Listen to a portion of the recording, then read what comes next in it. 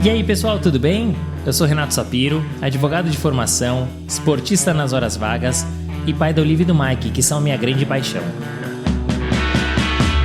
Sou sócio fundador da Sapiro, uma consultoria boutique de RH especializada em escritórios de pequeno e médio porte. Para saber mais, acesse sapiro.com.br. E esse é o Direito de Resposta, um raio-x do mercado jurídico. Sejam muito bem-vindos. Esse é um podcast leve e informal, onde falaremos com os principais personagens desse meio sobre carreiras, tendências e curiosidades. E esse é um podcast quinzenal, então já sabe, temos um encontro marcado segunda sim, segunda não.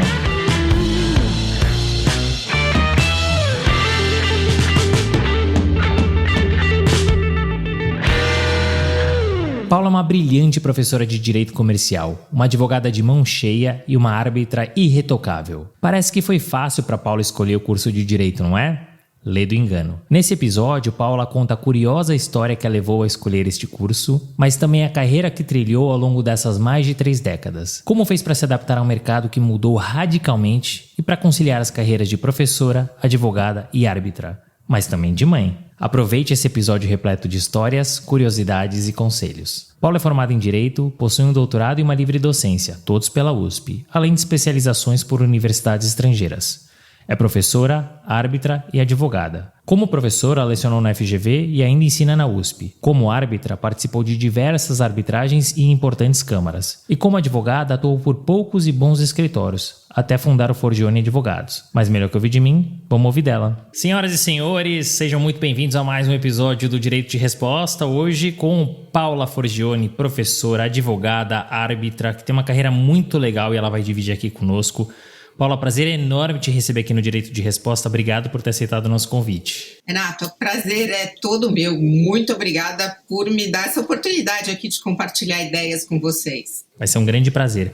Aqui no Direito de Resposta, a gente sempre começa com a pergunta clássica sobre planejamento de carreira. E você tem uma carreira que é muito bem estruturada. Dentro da advocacia, você passou por poucos escritórios e por longos períodos. Dentro da arbitragem também, uma carreira bastante consolidada e no magistério. Essa carreira, ela foi planejada? Caso contrário, quais eram seus outros objetivos? Olha, Renato, eu não diria que ela foi tão planejada assim. Meu único planejamento, no segundo ano da faculdade, eu resolvi que eu ia ser professora titular de Direito Comercial. Naquela época, a gente nem parava para pensar que não havia professoras titulares de Direito Privado ainda. Isso não existia, que nunca tinha tido uma mulher titular de Direito Comercial. Mas eu resolvi isso, mas, de novo, não era uma coisa que nós víamos como um obstáculo, talvez por ingenuidade, eu não sei. Mas eu resolvi no segundo ano que eu ia ser titular de comercial. E eu tinha verdadeira loucura por sociedades anônimas e por direito comercial em geral. Então, essa foi uma coisa que realmente eu tinha na minha cabeça. O resto, eu devo dizer que as coisas foram acontecendo. E que você tem, como diz meu orientador, o cavalo passa arriado, você tem que subir. Se existem 2 caminhos, pega aquele que tem volta muitas vezes. Esse tipo de planejamento, sim, mas as coisas foram aparecendo e você vai cavando as oportunidades, lógico, você corre atrás.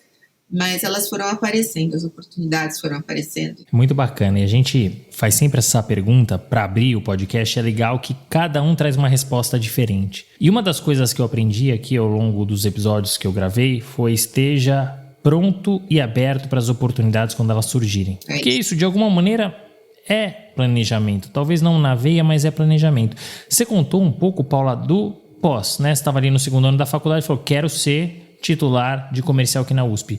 Mas quando e como veio a decisão de fazer direito? Olha, foi uma coisa muito interessante. Eu cheguei a pensar em psicologia, mas eu estava muito firme em jornalismo. Eu pensava em fazer jornalismo. Eu fui numa festa, na casa do meu tio. Tinha um senhor, que até hoje eu não sei quem é, que eu fui conversar com ele, ele falou, não, mas não faça jornalismo, faça direito, que você pode ser jornalista. Eu falei, então tá bom, então vou fazer direito. Não tinha um advogado na minha família, aí eu resolvi fazer direito. O conselho dele me pareceu muito razoável, resolvi fazer direito, e sempre tive muito apoio na minha casa, fui fazer direito e é isso.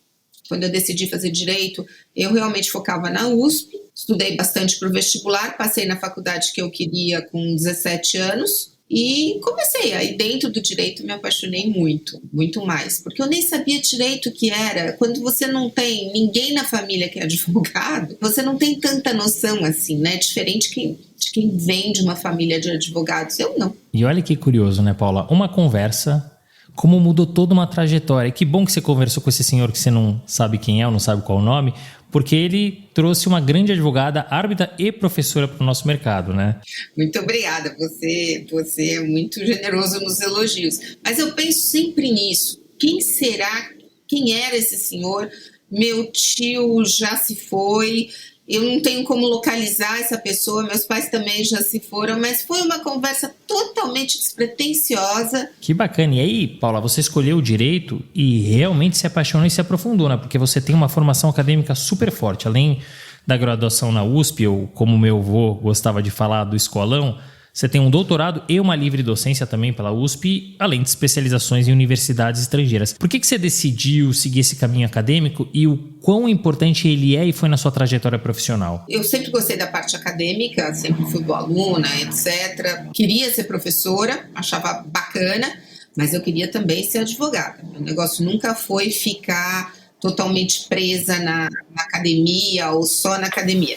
Mesmo porque eu sempre gostei de direito empresarial e você não tem, normalmente, grandes comercialistas. Aliás, sendo bastante direta, nunca houve na história da humanidade que eu conhecesse, pelo menos, um grande comercialista que não tinha o lado prático.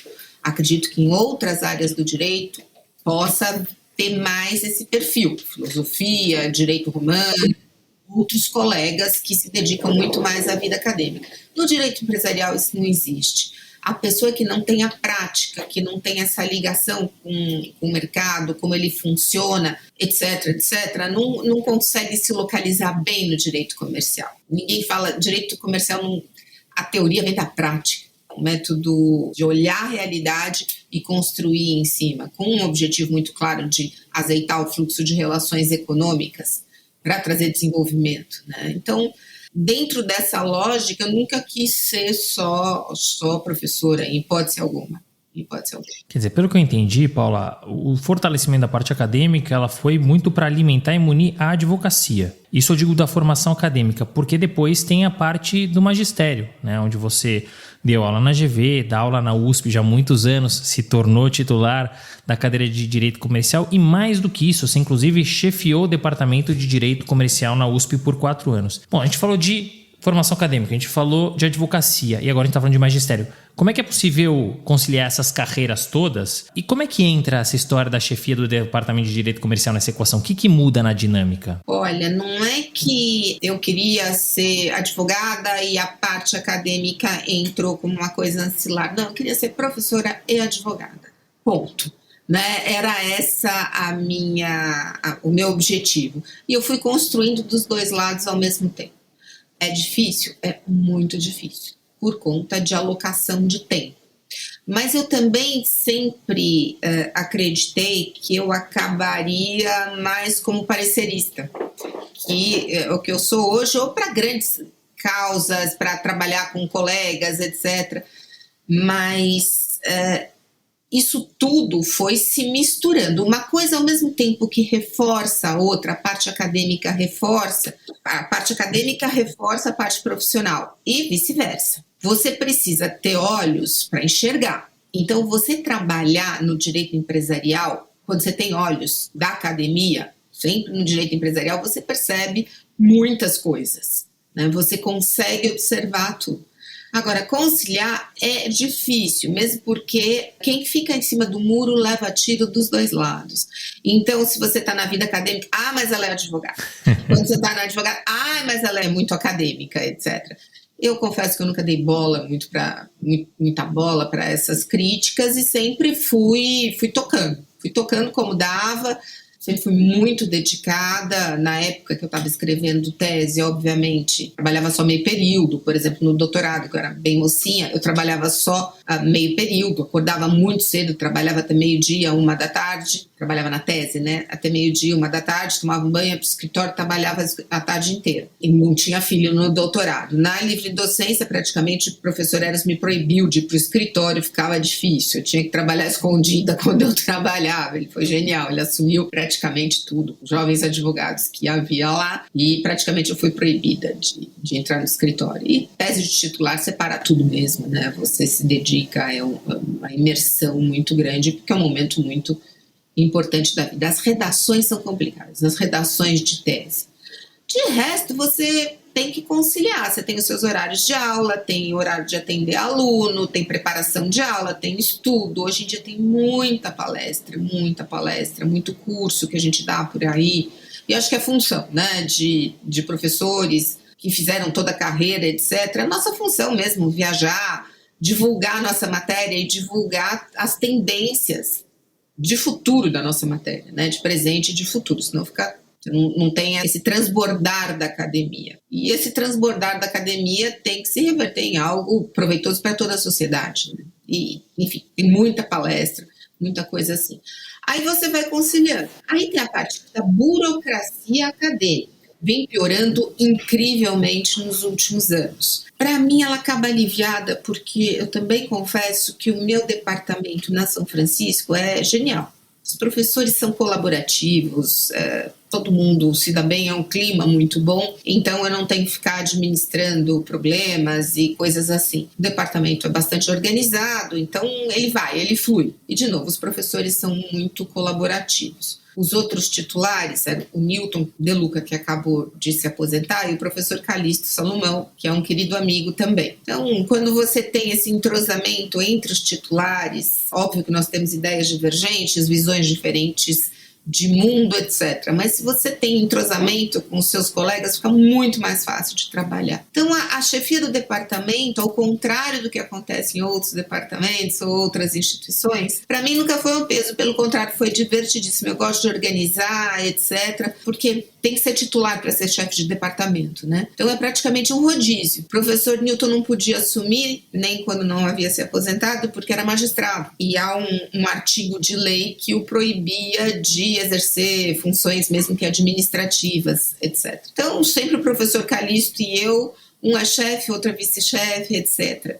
O professor Erasmo também assumiu como livre docente, que achamos muito importante, uma homenagem para um dos nossos professores mais queridos, mas normalmente o professor Calixto e eu nos revezamos. Poxa, muito interessante e é muito bacana, Paula, como você coloca essa intersecção entre parte acadêmica, magistério e advocacia. Minha pergunta para você é a seguinte: dentro do magistério, o que você acha que foi o teu maior ganho até hoje? Qual é a parte mais complexa, chata ou até burocrática de dar aulas, de lecionar? Meu maior ganho, eu acho, se eu entendi bem a tua pergunta, foi ser professora titular. Acho que isso era um sonho. Eu fui titular moça, e quando você é titular moça, você tem tempo para fazer as coisas que você acredita. Então isso foi muito bom. Isso realmente marcou minha vida, marca minha vida, de novo, né? Era um sonho que eu tinha. A parte burocrática, todas as instituições estão se tornando muito burocráticas. Olha, Weber tinha toda a razão.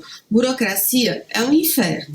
Durante a pandemia, então, que trancaram todos os professores em casa, mas chegavam 2 memorandos por dia. Eu falei, gente, não é possível, esse povo fica preso em casa e fica soltando memorando. Hoje você tem toda a regulamentação da CAPES, por exemplo, para pós-graduação, né? Que é muito chata, muito pesada, toda a documentação, currículo Lattes, isso, aquilo. Imagina, toda vez que eu saio da cidade, a gente não faz muito isso, mas tem que tomar cuidado, você precisa pedir afastamento. Então, você tem que entrar e pedir afastamento. Antigamente era papel, né? Você tem uma série de deveres, de obrigações que você tem que cumprir. Ainda bem que na USP nós trabalhamos com pós-graduação, existe um programa de treinamento de futuros professores e eles nos auxiliam, por exemplo, na correção das provas.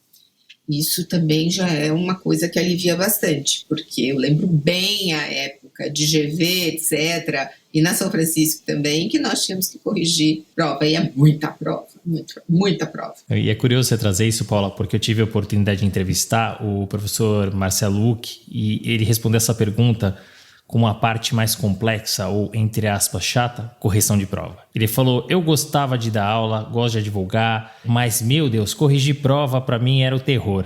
Que bacana que agora vocês conseguem, né, com a ajuda desses novos professores, corrigir as provas, né? Isso, aí alivia um pouco. Mas ela tem que existir, porque é uma organização, né? Uma instituição. Ela tem que existir, a parte burocrática inerente a tudo isso, mas é chato. Muito bem, a gente falou aqui um pouquinho, Paula, da parte acadêmica e do magistério, mas vamos falar um pouco também da tua carreira, inicialmente a parte da advocacia. Então você se formou lá em 1989 na USP e você começou a tua trajetória na advocacia num escritório mais boutique chamado Tavares Guerreiro Advogados. Como é que foi aquele início na advocacia e que desafios você encontrou naquele momento? Olha, na verdade, eu comecei num escritório pequeno, olha como é a vida, do José Diogo Bastos Neto e do Marcos Schiaparini, mas era bem pequenininho, ali na Avenida Liberdade. Eu ia a pé da faculdade, etc. Do lado, mas lá, parede com parede, era o escritório do Márcio Tomás Bastos, que foi ministro da Justiça, que era tio do José Diogo, enfim. E era do lado. Então, na verdade, meu primeiro escritório, eu lembro, meu primeiro almoço de escritório foi junto com o escritório do Dr. Márcio Tomás Bastos, que não era, naquela época, tudo isso, em que ele já era um espetacular advogado, mas tudo isso no que ele se transformou. E foi uma delícia, eu não sabia nem onde era o fórum. Eu deixava os dois malucos, assim. Eles ficavam doidos comigo, mas se divertiam também. E, de novo, eu sempre fui bastante dedicada, mas era uma delícia, aprendi muito.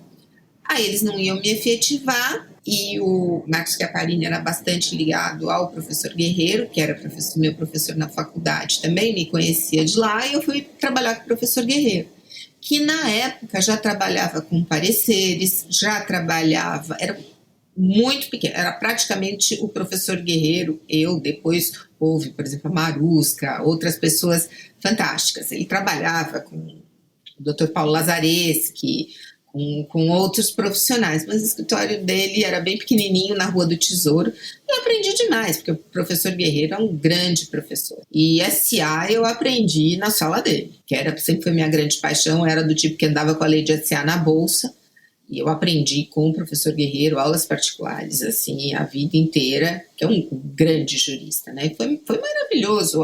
Eu aprendi outras coisas além do direito com ele. Por exemplo, sexta-tarde não se trabalhava, é dia de comprar livro. Era dia de andar por sebos, havia muitos sebos em São Paulo na época, e a gente saía para comprar livro, a gente saía para fazer outras coisas, enfim, mas principalmente para comprar livro. Até hoje, se eu puder, sexta-tarde é dia de você fazer esse tipo de atividade muito, muito prazerosa. Eu aprendi com ele muito sobre direito empresarial, muito sobre a história do direito, muito do amor pelos livros, do amor por bibliotecas, o amor pelos grandes clássicos, pelos grandes clássicos do direito comercial. Menina de tudo, eu tinha que fazer pesquisa, tinha que ler, etc. E isso foi entrando, né? Você pega por osmose.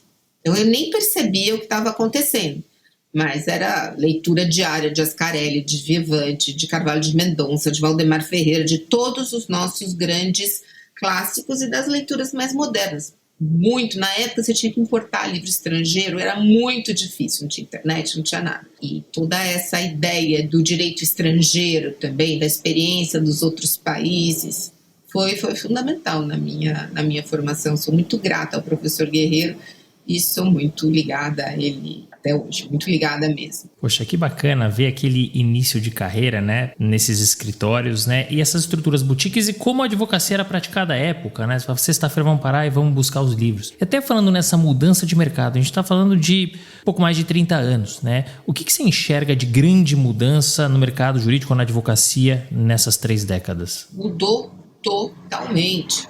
Você teve uma concentração de mercado inimaginável naquela época. Naquela época, você queria trabalhar num escritório de menor porte, havia poucos grandes escritórios, pouquíssimos. Isso tudo começa a mudar na época das privatizações, que é aí que a gente teve o salto na advocacia brasileira. Mas não, escritório pequeno, você aprende muito mais. Hoje, as grandes causas, salvo raras exceções, eu estou falando de grandes movimentos, vão para os grandes escritórios.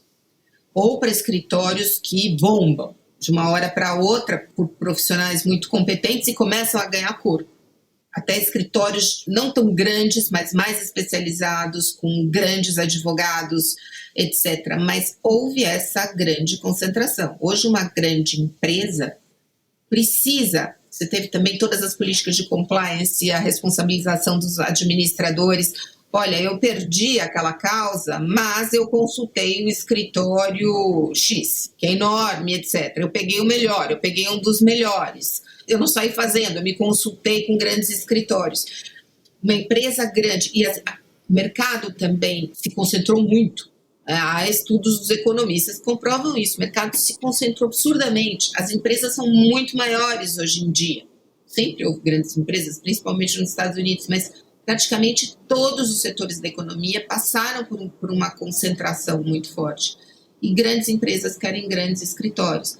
Os grandes negócios, na maioria das vezes, são feitos por grandes empresas. Então, no campo do direito empresarial, de novo, há honrosas exceções, mas no campo do direito empresarial, ou se procura alguém de realmente muito renome, com um escritório de bom porte, que possa aguentar isso, ou se procura um dos grandes escritórios. Mudou totalmente. E é legal ouvir de você que vivenciou esses anos todos como o mercado jurídico evoluiu ou se transformou. E o que a gente gosta é justamente isso que você trouxe, né, desse comecinho de carreira, essas histórias de bastidores e como é que era. Depois de trabalhar nessas estruturas, você acabou se juntando ali no Suchodolski Lila e Huck Advogados e que depois virou o Lila, Huck e Malheiros Advogados. A gente teve a oportunidade, como te disse, de entrevistar aqui o Marcelo Huck e ele contou um pouquinho sobre o início do escritório, mas eu queria que você contasse como foi a tua experiência, né? Como foi participar ativamente da estruturação de um escritório praticamente do zero e que desafios e dificuldades vocês encontraram naquele início? Foi genial. Eles montaram uma equipe, éramos acho que 14 pessoas só. Tinha sócios, etc., vindos do Suchodolski, que era Matos Filho, Suchodolski, depois ficou Suchodolski, Lila e Huck, etc. Bom, nesse rearranjo, acho que eram 7 sócios e 7 advogados e tal. Mas absolutamente não. Eu trabalhei com pessoas de uma inteligência absurda. E, de novo, o mundo era diferente. Eu lembro do primeiro caso de $1 milhão. Nossa, um caso de $1 milhão. Olha a proporção que os negócios chegam hoje. Ainda que você coloque inflação, etc., os negócios hoje são muito maiores, as causas são muito, muito maiores. Mas eu fiz amizades de vida inteira. Eu sou muito ligada até hoje à doutora Raquel Otranto, com quem eu aprendi demais de direito societário. Eu trabalhei muitos anos só no societário. Aprendi demais com ela. Professor Marcelo Huck, doutor Paulo Messina, doutor Antônio Carlos Monteiro da Silva Filho, que é mais novo do que eu, mas acho que é a pessoa que tem a redação jurídica mais linda que eu conheço. Aprendi demais com ele também. Tantos outros colegas que houve, o Pitombo, imagina, Batuíra, um pessoal simplesmente, o Munhoz é de lá também, um pessoal absoluto, um bando de moleque de tudo, todo mundo com 20 e poucos anos, e deu muito certo, mas era muito divertido. Depois disso, olha que eu trabalho com gente muito boa, mas uma equipe daquela, com aquela média de idade e tal, muito rara. Tinha a liderança do Fábio Lila também, que era uma pessoa particular, né? Bastante diferente. Mas era uma troca de experiências incrível, os casos eram muito interessantes para a época, era muito legal. Foi muito, muito, muito legal. Poxa, isso que é legal aqui do direito de resposta, porque você olha hoje o escritório super consolidado, né, com sócios renomados, mas aí você volta alguns anos na história, é o que você falou, um bando de moleques, e olha o que se transformaram, né? Já eram à época e olha como eles cresceram, se transformaram e tem, né, naturalmente, por méritos, esse renome no mercado, né, assim como você está inserida nesse contexto. Então é muito legal ver a história acontecendo, né? E aí, enfim, você vinha de estruturas pequenas, participou da estruturação desse escritório, mas em 99 se arrisca e decide efetivamente montar um escritório do zero à época, com o Eros Grau, que depois se tornou ministro do STF, como teu sócio, né? O que te motivou, Paula, a montar um escritório do zero? Como é que você escolheu esse teu sócio? O que você queria trazer de diferente ou de novo, né? Você já sabe, né? Os nossos ouvintes adoram uma boa história, então se você puder contar um pouco dos bastidores vai ser muito legal. Olha, o Eros era meu orientador. E realmente grande admiradora, e o Eros já era um nome muito consolidado, como um grande jurista, um grande parecerista, etc. E os casos estavam começando a aumentar de proporção, e ele falou, olha, você não quer vir para cá? Eu falei, eu quero. Aliás, na verdade, foi uma amiga minha, que era diretora da Globo, que minha amiga de adolescência, orientanda do Eros também, falou, eu não entendo por que vocês não trabalham juntos, meu Deus, mas assim, só eu enxergo. E aí ela falou para um, falou para outro, acho que todo mundo falou, puxa, mas que boa ideia. O Antônio Carlos também, nesse primeiro momento, veio, e aí foi realmente uma época fantástica da minha vida, porque o professor Eros é divertidíssimo, muito generoso, é um grande jurista mesmo, mas é uma pessoa extremamente divertida, e que me ensinou demais. É outro que eu sou super ligada até hoje. Eu só vou acrescentando, é raro eu me afastar, assim. Você falou do Marcelo Huck, Raquel, etc., Guerreiro, todo mundo, continuo próxima de todo mundo, mas próxima realmente. Aí eu fui trabalhar com o professor Eros e foi uma delícia, foi um trabalhão para tirar ele do centro, porque o centro já não era mais isso, o escritório era na frente da São Francisco, e o centro já estava muito complicado. Um trabalhão, aí é óbvio que ele não queria sair da frente da faculdade, mas foi assim, um trabalhão, o cliente se ajudando, falando, sai daí, tá muito ruim, etc. E aí a gente foi para os Jardins, que era uma localização super bacana também, um escritório bem bacana, e aí a gente se divertiu. Os professores têm cada um. Olha, quando você escreve um parecer, por exemplo, você fica desesperado para o cliente ler. Na verdade, acho que você quer os elogios, porque quando você se dedicou tanto, você fica desesperada. Isso você aprende na vida. Se o cliente não liga, se o colega não liga para falar o que achou, hoje em dia eu ligo. Quero saber, me encheu tanto para entregar o parecer, o que você achou? Teve uma vez, a gente deu um parecer que está publicado, muito legal, para a Caixa Econômica Federal. E eu assinava os pareceres com o professor Eros, porque eu já era professora da GV, ele sempre foi um grande orientador, lato sensu, né? Me orientou muito na vida acadêmica, na vida profissional, enfim. Aí a gente deu o tal de parecer para a Caixa, mas me deu um trabalho. Eu tive que convencer o professor Eros de alguns pontos que ele não queria. Eu falei, olha, tem razão. Nós brigamos 1 mês e meio por conta daquele parecer, mas ficou legal. Ficou realmente legal. Aí, hoje até o doutor Antônio Carlos, que é ministro do STJ, né? Aí eles vieram, o professor Eros marcou uma reunião no escritório para entregar o parecer. Porque o que ele queria fazer? Ele trancou todo mundo na sala de reunião, falou, agora vocês leiam o parecer, quando vocês terminarem, vocês não... E ele era, como advogado desse naipe, trancou o pessoal lá da diretoria da Caixa até eles lerem bem o parecer, etc. A gente entrou só para acolher os elogios, as observações, etc. E pronto. Ele é muito divertido, né, o professor Eros. E foi um grande tempo de muitas parcerias acadêmicas também. Nós demos muitos cursos juntos, escrevemos livros juntos, inúmeros pareceres juntos. Tinha um convênio com a França, convênio com Barcelona. E a vida acadêmica é muito intensa, né? O professor Eros chegava em sala de aula falando, estou atrasado, quando era a aula dele. Não contem para a Paula, senão essa mulher me enche o saco, pelo amor de Deus, não contem que eu cheguei atrasado. Ele já era ministro do Supremo e falava isso. Ela é muito chata.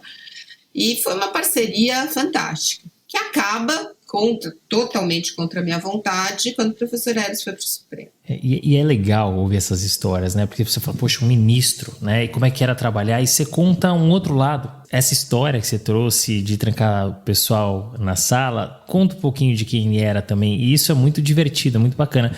E tem mais, né? Quando você tem um escritório onde todos são professores, eu acho que essa dinâmica, todo mundo acaba entendendo um pouquinho e consegue se flexibilizar. Para fechar o campo, carreira advocacia, né? Você, então, quando o Eros Grau assumiu no STF, como ministro do STF, você seguiu em voo solo. Quais os prós e contras de seguir nesse formato? Nessa altura, também já tinha avançado na carreira, já fazia os pareceres com o professor Eros, assinava, aparecia, era professora da São Francisco, tinha sido professora da GV por mais de 10 anos, eu só saí da GV porque eu não aguentei mais, era muita coisa.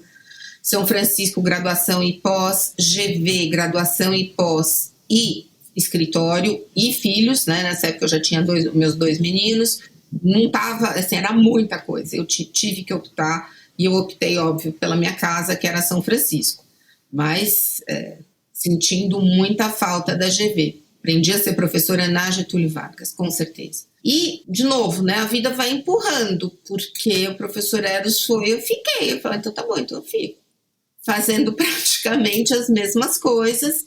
O que teve de mudança mais significativa foi que a arbitragem estourou depois de alguns anos. E aí eu acredito que eu estivesse na hora certa, no lugar certo, e a arbitragem foi um grande mercado que se abriu no Brasil. Não acho que seja tudo isso que falam. Não é um mercado tão sublime como dizem. Mas aí, enfim, continuei com os pareceres, arbitragem e advocacia de algumas causas. E eu gosto que você conta a verdade dos fatos, né? Porque a gente gosta de dourar a pílula. Não, você podia falar, montei meu escritório porque eu tinha esse objetivo, mas você falou, não, olha, sobrei, né? E quis continuar, né? E é verdade, isso é muito legal. E aí você fala um pouco da arbitragem, né? Porque se além de advogada e professora, você é árbitra, né? E você foi árbitra e é em várias câmaras, NAMCHAN, CCI, CIESP, CAM, CCB, IMAP, FGV, dentre outras. Como é, Paula, a rotina de uma árbitra e o que muda em relação à atuação de uma advogada? É possível conciliar as duas carreiras? E você tem alguns causos interessantes para trazer para a gente? A atividade de árbitra consome. Você precisa ter equipe, você precisa ter gente te auxiliando, porque não pode passar nada. Mas você vai julgar e você tem que ter todo o cuidado do mundo para que o seu trabalho não acabe anulado. Então você precisa fechar todas as pontas, você precisa analisar todos os argumentos. Os advogados aprenderam muito bem a trabalhar em arbitragens, então eles sabem conduzir o processo de acordo com o interesse dos clientes, que nem sempre é ter um julgamento. Então você precisa saber tocar, precisa ter autoridade para tocar a arbitragem adiante, para saber como você faz. Você trabalha com pessoas espetaculares, mas você também tem que entregar, e entregar muito. É uma responsabilidade absurda, porque em teoria não tem revisão. Errou. E às vezes dá cada briga em tribunal. Isso é uma coisa que você aprende julgando em grupo. Você tem pessoas que você confia, você põe a mão no fogo. Eu tenho colegas por quem eu realmente ponho a mão no fogo. E aí você vai deliberar e aquela pessoa tem uma opinião diferente da sua. E a sua tá tão certa. Mas como é possível ele entender de uma maneira diferente, Deus do céu? Né? Porque é uma pessoa super preparada, super inteligente, que eu sei que é honesta, ele não está puxando a brasa, ou ela não está puxando a brasa para ninguém, para sardinha de ninguém. Como isso é possível? Isso é um grande aprendizado, que o advogado não tem, né? Porque o advogado se convence da causa e só com Jesus, assim. A pessoa não muda de opinião, a pessoa morre falando que ela tem razão, etc. Na arbitragem não é isso, você percebe essa composição no melhor sentido da palavra, esse debate profundo, essa discussão, às vezes essas brigas, né, de discussão, etc., para chegar ao melhor resultado possível. O advogado que perde na arbitragem, a culpa é sempre, o ministro Barroso falou semana passada, há maus perdedores na política, não lembro que a outra expressão que é, no esporte e na arbitragem. Né? Quem perde vai falar, mas a pessoa acredita no que está falando. A árbitra está vendida, ela é amiga do advogado trapate, ela não estudou direito, a mulher burra, como é que ela não entendeu o nosso argumento? A parte advogado. Precisa ter muita experiência, é muito difícil. O advogado se convence tanto da causa que ele não consegue muitas vezes enxergar. E quando a gente atua como advogado, por exemplo, em arbitragem, é muito maluco. Quando você está no tribunal, as coisas são tão óbvias para o tribunal, muitas vezes. Assim, você para conversar com os outros árbitros numa audiência. É claro, né? Tá claro, as coisas estão claras, etc. Quando você está no papel de advogado, eu não sei que fenômeno que é esse. Você não consegue enxergar. Você não enxerga. As visões são totalmente diferentes. Você não enxerga o que para o tribunal é óbvio. E aí, obviamente, você não sabe onde vai pegar o seu argumento ou não, você tem que fazer outro tipo de estratégia. Mas é incrível como, na posição de advogado, você não consegue se colocar tanto na posição de árbitro. Ou os advogados normalmente não conseguem fazer isso. É bastante interessante. Bastante interessante. São funções diferentes. E pareceres, né, que eu também, grande parte da minha atividade, da nossa atividade aqui no escritório é trabalhar com parecer. Ali é maravilhoso, porque você dá a sua opinião. Se quiserem seguir, que sigam. Se não quiser seguir, também se não concordar comigo, o problema é seu. Porque ó, a gente só dá parecer quando a gente acredita. Eu sou daquelas chatas que recusa aparecer. Fala, não concordo, não vou dar, etc. Então, você escreve aquilo. Se não quiserem seguir também, não posso bater nas pessoas. Eu fico brava, mas eu não posso bater. Às vezes eu quero, mas eu não posso. Como é que você não concordou comigo? Que absurdo. Enfim, faz parte do jogo. Mas você trouxe um ponto que sempre me gera curiosidade. Talvez para você um pouquinho menos, porque como advogada parecerista é um outro tipo de advocacia, como você bem colocou. Eu imagino que no tribunal você tem alguns árbitros que advogam efetivamente. Como é que eles giram essa chavinha? Fala, peraí, deixa eu colocar aqui a capa, aqui a fantasia de árbitro, agora eu preciso pensar de um jeito. Ou volta pro advogado. Como é que dá esse giro de chave? Porque é muito diferente. Eu não sei, mas eles conseguem. Eu estava ouvindo uma palestra do professor Carmona ontem e ele fala exatamente sobre isso. E eu concordo com ele. Porque hoje tem muita crítica à arbitragem falando, mas é um double hat. Uma hora a pessoa está como parecerista, outra hora está como advogado, outra hora está como árbitro. É verdade. E essa é uma característica da arbitragem, não é um defeito. É assim mesmo, a pessoa que senta lá e é advogado tem uma visão e é um ativo da arbitragem. Não é? Se você quiser ser julgado por um outro perfil, vai para o judiciário. Nossos magistrados togados, eles têm outro perfil, outra visão do fenômeno. Por proibição legal, eles não advogam. E aqueles muito experientes já saíram, ainda que tenham ido pelo 5º Constitucional, já saíram da advocacia há bastante tempo. É uma outra visão, nem mais certa, nem mais errada, mas é uma outra visão. Na arbitragem é justamente essa porta giratória que traz um ativo. E mais, a parte escolhe o árbitro. Então, você vai escolher, a parte tem o santo direito de escolher o árbitro. Então, o advogado vai escolher o perfil que ele entende mais adequado para julgar aquela causa.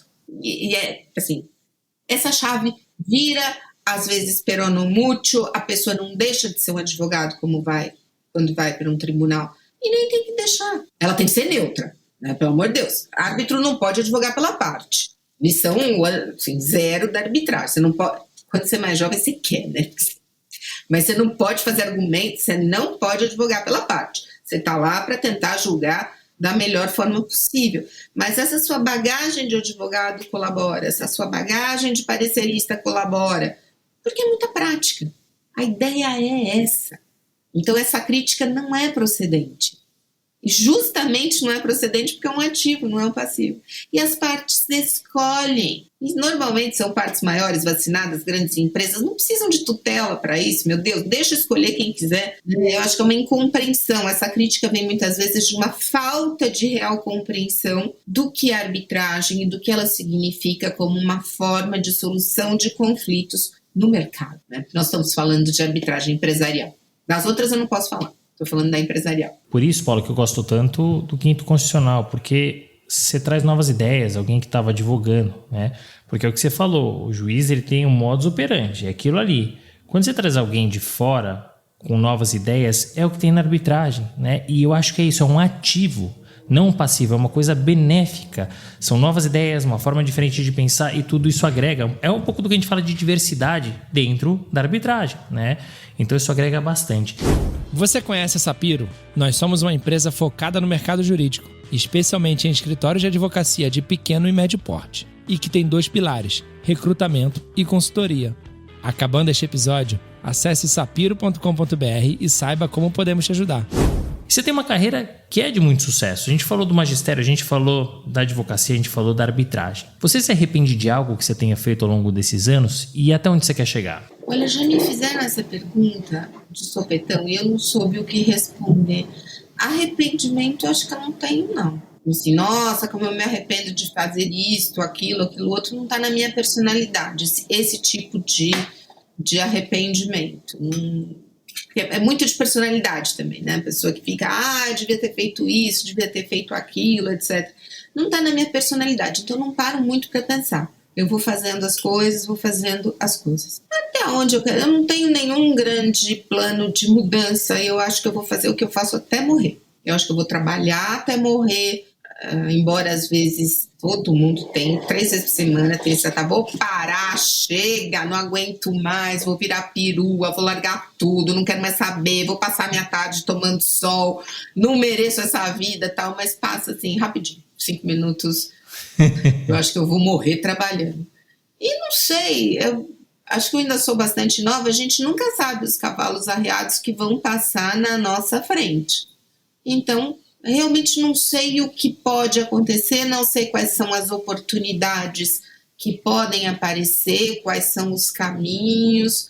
É uma coisa que se aparecer eu vou ponderar e vou ver para onde nós vamos, etc. Com certeza a aposentadoria não está, por mais que eu brinque com isso, eu descobri que o ano que vem eu já posso me aposentar na USP, mas por mais que eu brinque com esses assuntos, a aposentadoria não está nos meus planos. Enquanto você está trabalhando, você está aberta às possibilidades. E isso é muito bacana, porque assim, você não precisa ter uma definição. Quero estar em tal lugar, em tal data. Você é uma apaixonada pelo que você faz, você quer continuar fazendo. E é o que você falou no começo, que conecta com a história do planejamento ou não de carreira. Eu estou aberto às oportunidades. O que pintar, eu vou avaliar, vou analisar se fizer sentido, subo no cavalo. Se não, sigo pelo meu caminho. E eu acho que é isso. E o trabalho, ele é muito bom, porque ele mantém a gente ativo, a nossa cabeça pensante, e aí a gente continua evoluindo, porque é natural, quanto mais o tempo passa, a nossa cabeça vai piorando. Se a gente para de trabalhar, e eu já vi, infelizmente, alguns casos, trava, né? A gente para de evoluir, e a gente involui, pelo contrário, né? Então, muito bacana ouvir a tua resposta. Posso só falar uma coisa que eu esqueci? Por falar em projetos, etc., agora nós estamos metidas aqui, eu estou com a doutora Maíra aqui próxima também, com uma subcomissão maravilhosa na ideia da reforma do Código Civil, né? Então nós estamos trabalhando, eu estou na relatoria do direito empresarial e isso tem quebrado as pernas. É muito trabalho, muita discussão, a subcomissão de direito empresarial é realmente muito bacana, né? Os colegas que estão comigo, mas eu estou com a relatoria, então é muito trabalho. Aí tem um plano legal. Mudar, porque você nunca sabe as finalizações políticas de tudo, mas se a gente conseguir melhorar o código comercial, a ideia não é fazer uma revolução, ter uma quebra de sistema, nada disso, a ideia é segurança e previsibilidade. Se a gente conseguir transformar as coisas que nós sabemos que são necessárias, e nós temos falado com muitos atores, agentes econômicos, ouvido mercado, ouvido vários setores. É incrível como as demandas coincidem. Então, se nós conseguirmos modernizar o direito empresarial nessa linha, né, que o direito empresarial é a implementação de política pública porque lida com o azeitamento do fluxo de relações econômicas e com a geração de riqueza. Se nós pudermos entregar para o país um código melhor, aí é um bom projeto. Aí é um bom projeto. A outra coisa, eu quero redigir um manual. Eu vou redigir um manual. Não sei quando. Primeiro a gente se meteu nessa coisa de código.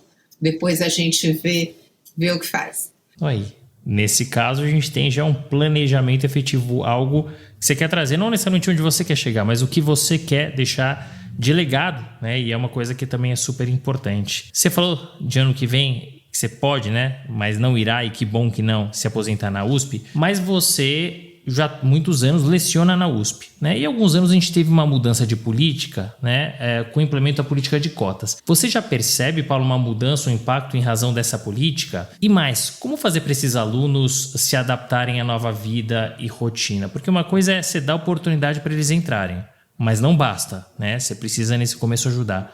Como é que você acha que eles conseguem se adaptar? Eu sempre tive muito receio da queda da qualidade do ensino público, tá? Porque eu sempre vi a USP, por exemplo, como um grande portal. É uma coisa que se a pessoa conseguia chegar na USP, a vida dela mudava.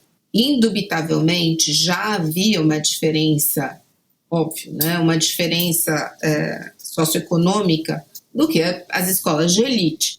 Você já tinha uma diversidade maior na USP, porque é gratuita. Você pega o que custa uma faculdade privada hoje, você pega a USP, enfim, ela é gratuita. Isso já era algo que trazia jovens que não frequentaram as grandes escolas. né, as escolas mais famosas, as chamadas escolas de elite, mas também tinha muita gente de escola pública, sempre teve. Eu tive grandes colegas que vieram de escola pública e hoje estão a São Francisco, falando do que eu conheço, né? Sempre foi um perfil diferente das outras escolas privadas por conta disso, tá? E eu diria que medicina, tudo isso. Então, a maioria dos professores sempre teve a preocupação em manter o nível. Nós nos matamos lá para manter o nível da escola, para que continuasse sendo um instrumento de ascensão econômico, social para as pessoas. Eu acho que a cota melhorou o nível da faculdade. E eu não estou querendo agradar ninguém. Eu tenho uma teoria, porque eu fico me perguntando, mas por que o nível subiu tanto? Isso é unânime. Os professores, praticamente todos com quem eu converso, vão falar, melhorou. A redação do pessoal está uma desgraça, mas está uma desgraça independentemente de cota ou não cota. Tá? Eles estão escrevendo muito mal, mas muito mal. Isso vem. Nós percebemos, na Faculdade de Direito, isso é extremamente complicado. A redação tem piorado. Mas a Faculdade de Direito, vou falar uma coisa politicamente incorreta, é uma faculdade fácil. Quando você compara com uma medicina ou com uma engenharia. Eu tenho um filho que faz engenharia. É um nível de exigência muito maior do que na Faculdade de Direito. Não gostamos de falar isso, mas é verdade. São cursos estruturados de maneira diferente. Então, se você colocar um moleque inteligente na nossa mão, no primeiro ano, ele vai ter todos os inputs dos professores, uma carga de leitura alta, mas ele não precisa ter grandes coisas, ele precisa ter neurônio, ele precisa ser inteligente, precisa ser uma pessoa antenada e uma pessoa com garra. Se ele tiver esse drive, como se diz, ele voa. Isso a gente percebe, porque tem aluno de todo tipo, tem aluno vagabundo, tem aluno bom, tem aluno mais dedicado. Se ele tiver essas características, ele voa. Porque na faculdade, eu posso falar da minha, né? Na Faculdade de Direito, a gente tenta formar seres pensantes, tá? Ainda que eu acredite que essa atual grade está muito ruim, nós precisamos mudar, mas enfim, nosso objetivo é formar seres pensantes. E também como aluno, tem professor bom, tem professor ruim, e entre mortos e feridos se salvam todos lá, acredito eu. Com as cotas, pensa no grupo do pessoal da concorrência livre. Dobrou a concorrência. Simplesmente dobrou. Porque você tirou as vagas, etc. Então, esse pessoal, para você ficar nesse 50% aqui, no pessoal que passa, você precisa se dedicar muito, você precisa ser muito bom. Vamos lá. Os cotistas que não conseguiam passar num vestibular, porque concorrendo com os outros, porque não tiveram essa base no colegial, não passavam. Eles ficavam, certo? Agora eles passam. Agora, por vários mecanismos, eles passam. E é gente muito inteligente. Que tem neurônio e faz sinapse a rodo. É uma força da inteligência que você nota. São seres humanos extremamente inteligentes, com uma garra absurda. Isso também é unânime nos professores. São espetaculares em termos de comprometimento, de vontade de fazer, de correr atrás. O pessoal vem com a faca nos dentes, se dedica. A grande maioria, óbvio que tem exceção de todos os lados, tá? Mas a grande maioria. Começou a ter um fenômeno, que é sala lotada, mesmo nos últimos anos, que era uma coisa, né? Começa terceiro, quarto ano, as salas começam a diminuir. Sala lotada. E alunos encantadores, você termina de dar aula, vem assim, fala, professora, eu queria agradecer a aula, que aula que a senhora deu hoje, muito obrigada. Você fica assim, é pegadinha, eu não gosto nada com isso, é pegadinha e tal. E os professores também começaram a sentir que tem um retorno muito maior, que quem está lá gosta, né, de dar aula. Então você começa a ver isso. O mercado se ligou imediatamente. Então os grandes escritórios, eles querem diversidade, eles são obrigados a ter diversidade, porque os grandes clientes exigem diversidade e tudo que eles querem são os nossos cotistas. Ali não tem café com leite. Ali o pessoal se mata. E o que nós notamos, fora o português, que é uma desgraça generalizada, é que esses meninos são de um nível altíssimo, da segundo, terceiro ano. Todo mundo ali. Aliás, desde o começo, porque eles se dedicam, porque eles leem, etc. Então, o resultado final é muito bom. é muito bom em termos objetivos. Além de toda a questão da diversidade, que a diversidade melhora, etc., o resultado é muito bom, porque levantou o nível, pelo menos da faculdade de Direito. E eu acho que eu falo pela esmagadora maioria dos professores que não estão aí para agradar ninguém. Simplesmente é uma constatação fática. A gente fica até empolgado quando fala disso, porque foi muito legal. A faculdade melhorou demais. Agora, temos que ter programa de apoio para o estudante ficar, porque não adianta, ele tem que ficar. E aí precisa ter condições para que ele fique. A faculdade era meio a meio, agora passa mais homem do que mulher. Isso tem tudo a ver com uma condição social, as mulheres são mais cuidadoras, elas vão menos, tem toda uma tentativa de explicação social, eu sei que tem esse fenômeno e é preocupante. Precisa fazer com que esses meninos fiquem na faculdade e se formem. E é muito interessante você comentar, Paula, porque confesso que eu tinha a mesma dúvida que você, se não cairia a qualidade, né? Porque é o raciocínio que você faz, vem de faculdades públicas, talvez não tenha o mesmo nível da pessoa que veio, que você falou, da faculdade, da escola de elite, e faz sentido o que você está falando. A teoria que você trouxe, ela é prática, você está vivenciando isso. Mas é legal também falar, olha, não adianta só isso aqui, né? A gente também precisa dar esse apoio, porque senão você não vai formar essa turma aqui, né? E o mercado recebe muito bem, recebe porque precisa, né? É o que você bem colocou. E que bom, né? Porque aí você efetivamente dá a chance, dá a oportunidade de entrar na faculdade, dá o apoio e aloca essas pessoas em boas estruturas, dá a chance também delas trabalharem em escritórios bacanas. Então é muito importante ouvir essa sua percepção, porque eu tinha talvez a mesma preocupação ou visão quando aprovaram essa política, né? Eu acho que nos concursos públicos daqui a pouco, mas eles vão estar tirando de letra com essa dedicação toda, com essa inteligência, com o preparo que a faculdade dá e com a garra, com essa força de vontade, eles vão voar. Vai ser uma experiência muito bacana e nós vamos ver isso em pouquíssimo tempo. Então, que bacana. A gente teve a oportunidade, inclusive no último episódio, de entrevistar o Paulo Casagrande, que é sócio do Trend, e ele falou muito sobre essa questão das cotas. Ele vem de uma família mais simples, ele é a primeira pessoa a cursar, né, o ensino superior, e ele fala de toda a dedicação dele. Então eu imagino que seja a mesma coisa para a turma das cotas. Poxa, a gente precisa agarrar, a gente teve essa oportunidade, vamos com tudo. É agora, né? Então é muito legal ouvir isso de você e como reverbera positivamente essa questão da diversidade também para o mercado. Paulo, a gente está chegando no final do nosso bate-papo, mas antes eu queria que você trouxesse alguns conselhos para os nossos ouvintes. Olha, é o que eu costumo sempre dar de sugestão para a molecada. Como você falou, ficar atento às oportunidades e não ter medo e se julgar, óbvio, né? Você não é um suicida, você vai ponderar as coisas. Não é para sair se jogar naquele filme que tem Nunca Falar Não tem nada a ver com isso. Mas estar atento às oportunidades que surgem para que você possa subir nos cavalos arreados que passam. De novo, na expressão do professor Edson. Eu acredito também que você tem que ir atrás. Tá? E como as oportunidades surgem na sua vida? Decididamente não é você se escondendo. Você precisa sair de casa. Hoje há muitos estudos sobre isso, né? Tudo é relacionamento na sua vida pessoal e na sua vida profissional. As pessoas não costumam fazer negócios ou trabalhar com inimigos. Ninguém vai contratar um inimigo. Todo mundo vai contratar amigos ou pessoas que você conheça. Então, essa exposição para o mundo é importante. Você não pode deixar de se expor ao mundo e culpar o mundo. Porque aí eu vejo muito isso, às vezes na academia também. Nossa, eu sou tão inteligente, eu sou tão genial e a humanidade não reconhece.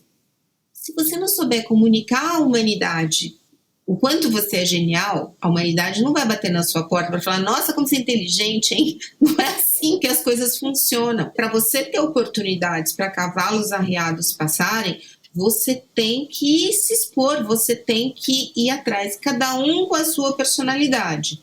Algumas pessoas são mais retraídas, outras são mais esfuziantes, etc. Mas o importante é você não se fechar e não se sentir injustiçado porque as coisas não aconteceram. Isso vai especialmente para as mulheres. Não adianta falar, os homens fazem mais networking do que as mulheres. Faça também, porque a coisa funciona dessa maneira. Então, não sejamos populistas. Não, as coisas vão mudar. Não vejo por onde as coisas mudarem na medida em que o ser humano precisa dessa interação. Na pandemia nós aprendemos muito isso, né? Tudo se faz com interação. Então você precisa se expor ao mundo para que as oportunidades efetivamente apareçam. Senão é ladeira abaixo. Acho que esse é o meu principal conselho que eu falo para a molecada. E para as mães, principalmente. Eu sou mãe de 2 filhos lindos, 2 filhos espetaculares. Um faz engenharia mecânica na Unicamp, o outro faz direito na PUC e FEA, aqui na USP também. E eu acho que o que segura muito as mães, muitas vezes, é a culpa que a mulher sente. Culpa do quê? Desculpa do quê? Que se você está tentando dar uma vida melhor para os seus filhos, o seu progresso é o progresso dos seus filhos também. Então, essa culpa toda das mães, eu percebo na vida que acaba se segurando. Você vai conversar com jovens em reuniões, etc. Você percebe, é uma conversa de culpa, de não. Seus filhos deveriam agradecer a mãe que eles têm, busca dar uma vida melhor para eles. Você vai ser uma mãe muito mais legal se você for uma mãe aberta para o mundo e não uma mãe que vai colocar na conta do filho todas as frustrações que teve na vida. O caminho para isso é a culpa.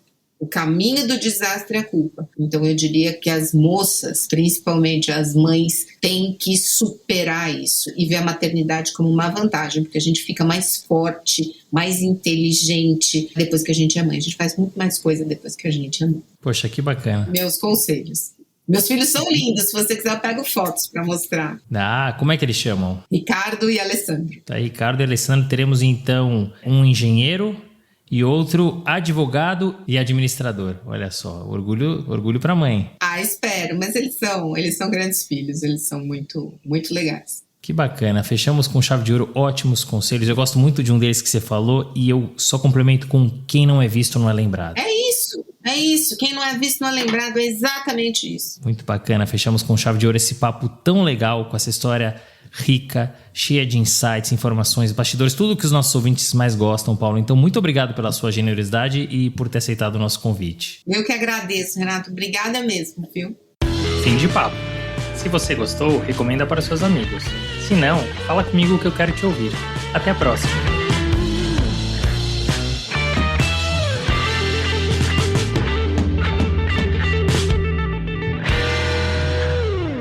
Este podcast foi editado por Felipe Mux.